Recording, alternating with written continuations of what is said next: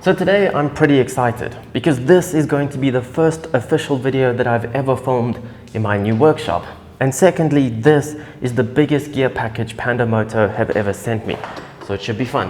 So we'll start getting that open. Now, as you may or may not know, Pando Moto have sent me quite a lot of gear in the past. I'm actually wearing a pair of their jeans right now because I just rode to the workshop. I wear them on pretty much all of my rides. Now that does probably make me sound quite biased, but one of the reasons that I keep accepting more gear from Pando Moto to review on my channel is because they don't mind when you do criticize a part of their gear. They just accept it, use it as constructive criticism, and that's important. But today I just wanted to do an unboxing and sort of first impressions of the gear they've sent me, because as I said, they've never sent me so much gear in the past before. So today we have my first pair of Pando Moto gloves, about my third or fourth pair of jeans from them, and finally a new jacket from them. Now this isn't the type of style I'd normally choose, which makes me slightly nervous.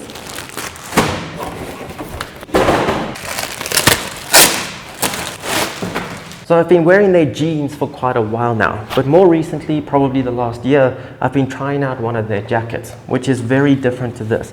As I said, this isn't the type of jacket I would normally choose to wear from their catalog, because as you can see, it's got this sheepskin fluffy type of texture. It's called the Husky Core 01, and judging by how many times they mention the word thermo and insulation, it's definitely intended for winter riding. And although I'm in the upside down part of the world and we're going into summer, I will persevere through some hot days so that I can test this thing out properly, because it does look nice. It's got the same system to open and close it as my other jacket, a mixture of buttons and zips, but the inside is lined very differently and it looks like it's going to be much warmer. Mine was a bit chilly in winter, but we don't have that cold winter, so I was fine. It didn't come with any armor as far as I can see, but it has the pockets for your elbow guards. I already have plenty of them, and it's even got a slot for your back brace if that's what you want to put in it. Ooh. The thing I complained about on the last jacket was the Velcro cuffs, and that's actually been changed. It now has a button instead. I like that. Seems to fit perfectly. It's shorter than my other one, which makes sense when you're in a crouched over position. The zip's thinner, which makes it harder to catch. But I got there, not yet actually. We don't have zips on these pockets, which I'm gonna miss. And now we've got a flappy thing on this pocket, which means it's hard to get in and out, but things can't fall out. You win some, you lose some. But overall, it looks really nice. I am excited to test this out. I'm more excited to have this in winter when I'm riding to the workshop. We'll hang it on the KTM for safekeeping.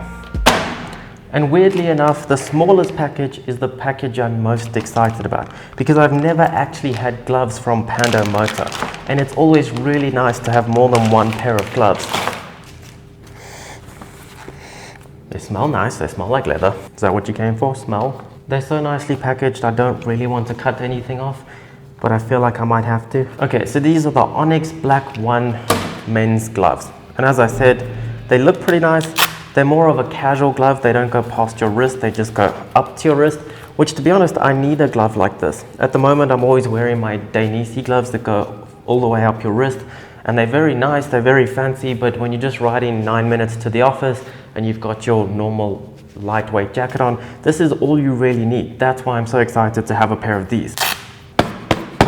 They seem to fit, which is a good sign. They look pretty cool, all blacked out. They've got your hardened knuckles, some stretchy fabric here, a Pando Moto logo, a palm slider, lots of palm padding and different materials for when you're sliding along.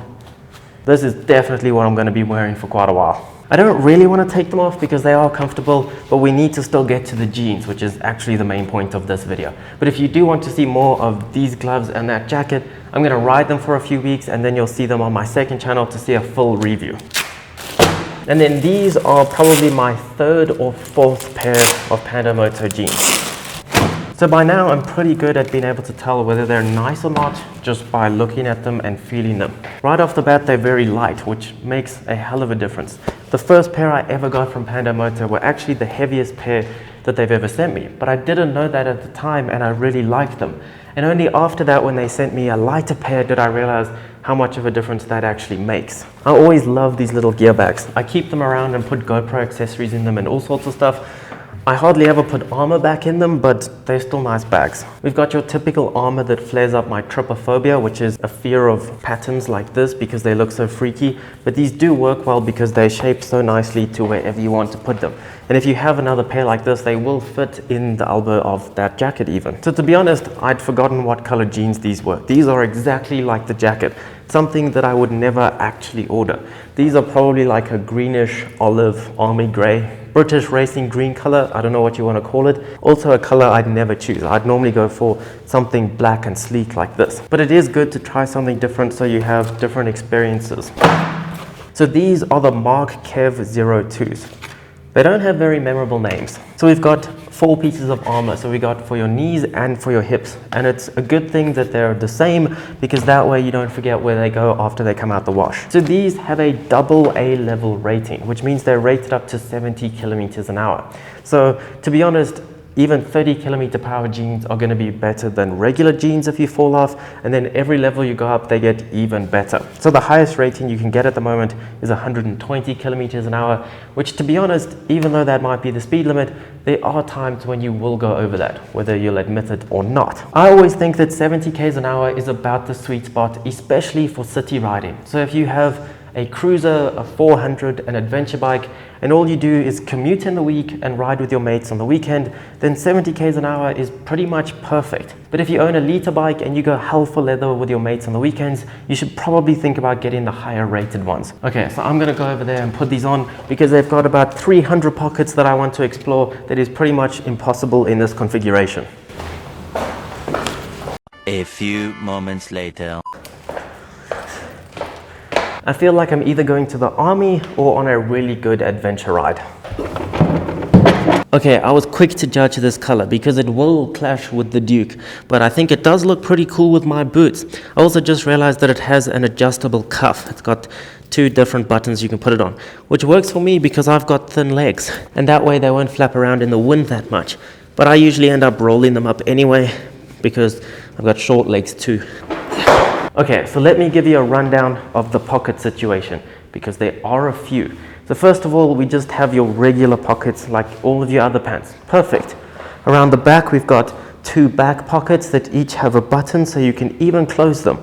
So whatever you put in there isn't falling out. And it's decently deep enough too. Then over here on each side, we have another big pocket also with buttons. So whatever you put in here, I assume your Swiss Army knife or maybe your first aid kit, it's not going anywhere, and they're massive. Go on. Right next to that, we have a zip that leads to just a bit of ventilation. Pretty cool feature if you're going on a long, hot ride, and you can just open the zip while you're cruising along and get some fresh air on your legs or wherever else you may need it. The only thing that is very uncomfortable is this tag. I really should have, there we go, taken it off. To me, weight always makes the biggest difference, and these are a light pair of jeans, so I like them. But my girlfriend does often gripe about the weight of these. Obviously, I'm irresistible in them, but as soon as they get wet, when you wash them, they become about 3 times as heavy. So they take up a lot more space and a lot more weight in a washing machine. So she doesn't really like that. They also take quite a while to dry. So if you want to ride 20 minutes after washing them, you probably can't. But then again, you could always just blow dry them while you're out riding. But let me know what you think about the color of these jeans. I'm still not completely sold on them. I do feel like I'm going to the army, but at the same time, I like them because they're different. I always just wear black. They're probably not for the Duke, but if I get a GS, I'm gonna look pretty good.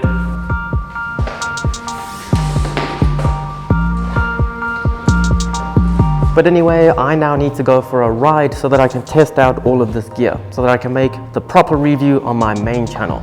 But if you want to know any more information about any of this gear, follow the links in the description. Let me know what you think. Thank you so much for watching Reduce Chaos, and I'll see you on the next ride.